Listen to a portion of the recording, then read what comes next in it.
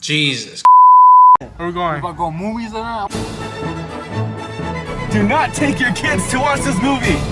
I like magic. What the fuck did we just watch? Half of the fucking movie is about the Joker. Huh? But yeah, it's a decent movie.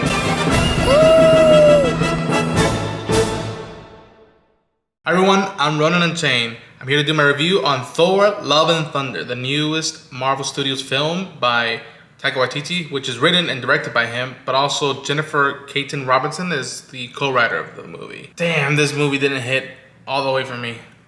And I wanted it to so badly hit for me. I'm gonna say this. I think Taika Waititi is an imaginative and creative person. And I appreciate that. And I was so happy when he won his Oscar for Jojo Rabbit because I sincerely, really dug that movie. I loved it. There was pure heart in it. And then you look at something like The Mandalorian Season 1 finale where it does have a stamp on comedy and jokes with that amazing opening scene of the Scout Troopers. And yet, I don't know why. It's with Thor Ragnarok, I had some still issues with it. And then even more double down with Love and Thunder, where it's the main thing that I took away from it is that there was too many bits and jokes throughout this film. And that is subjective. People can enjoy those jokes, and if you did, awesome. I wish I could be in your shoes. But when you're dealing with the God Butcher, when you're dealing with someone who has a vendetta for the gods, you have something with midlife crisis, and you have someone with Dr. Jane Foster who has a serious reason why she's taking up the mantle, and her state of mind and state of being in this film. You can joke it up and just see it as a reflection of life and all that stuff, or you could let the drama just play out. Don't undercut it with a joke or whatnot, and just see what comes out of it. Because as much as I cringed at this movie, as much as it drove me nuts, and how I was like, you gotta be kidding me when I got out of the movie theater, I will give props to Taika Waititi that there are scenes between Jane Foster, the mighty Thor, and Thor, Odin's son. Simply, there's a scene where they're at a hospital, and it was so beautiful and so dramatic. I was in it with it, and I'm like, the whole time I'm like, yes, this is what I want to see. And at the same time, I was worried.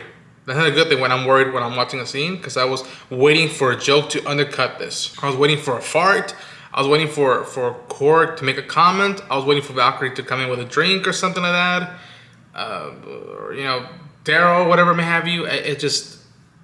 That's how I feel about it. I think the best things about this movie are Natalie Portman as Dr. Jane Foster and the mighty Thor, and Christian Bale as Gore the God Butcher. The movie opens great. I love the opening. It's sort of the perfect blend of Waititi when he does comedy, where he brings out this god who's making fun of Gore for thinking all this about the gods, and yet seeing why Gore, where he comes from, and what he's willing to do to mend his pain and suffering. So I appreciate that. But man, I just felt like they was taking a piss. It was taking a piss, and I'll say this, it's a choice. That's a choice. After Endgame, I said Marvel Studios has the right to try stuff out, but at the same time, just because they have the right to try stuff out doesn't mean I have to like it automatically or that it will land for me all the time. I've been saying it since Endgame that as hypocritical it is of me, because I'm still paying to go see these movies, to me, they should have taken a break from films and let that Endgame be a closed, amazing book, and then wait a little bit to bring us back into the cinemas in a big way. It'd be like, all right, we just finished a big chapter that we've been piling up for the past few years. Let's take a break from the pictures. Let's do TVs, because to me right now, the strongest things that Marvel Studios have done after Endgame is the TV shows. Ms. Marvel right now barely has any superhero scenes, and yet I'm fully invested in her character because I'm spending time with Kamala and her family. WandaVision was therapy, if you will, about mourning and loss. Loki about identity. Falcon and Winter Soldier about responsibilities and imagery and all this stuff. And I can go on about What If and all the Hawkeye. And I don't know. I truly think that maybe because I'm taking it too seriously, or maybe I wanted to do that, but then again, that's cool thing about the superhero stuff is not just people in costumes doing stuff that like there's relatable stuff, but then I can't relate it when there's a bit after bit after bit after bit or a joke. But funny enough, what I'm gonna say is that the only thing that I laughed consistently and I thought it was funny was the goat. Anytime they screamed or like that, I was laughing because I'm like, what the hell is this? And yet I was vibing to it. That was the only thing, if that was the only comedy thing of this movie that was consistent like that, I would have been okay with it. Spending time more with Gore, butchering gods instead of just the opening scene, that would have been helped to spend more time with that character, because anytime we were with him, he stole the show. Christian Bale just stole the scene. And when we went to Shadow Realm, that was a unique thing. Taika's action is cool, especially with that opening when we have the rock and roll Ravager Thor. And yet it's built upon comedy stuff, and the Guardians weren't, you know, fully part of that action. This review is weird. This is weird because I want to do it just to get some like stuff out of my head and whatnot, and yet I'm like, what's the point? At this point with Thor Love and Thunder, I'm like, what's the point with this movie? I think to me, Taika's best stuff is What We Do in the Shadows movie. It's Jojo Rabbit. And to me, what he's been able to do with pop culture and his style, the best example, in my opinion, is the finale of Mandalorian Season 1. Again, that opening with the Scout Troopers, that's full-on Taika Waititi.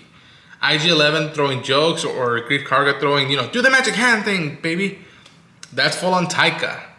And yet it has heart into it, whether it be Din doesn't want IG-11 to sacrifice himself, or Din willing to sacrifice himself for this kid after this whole journey he's been through, and what may have you. And people should go try it out. I had fun watching the movie for parts of it, and you know, it is entertaining.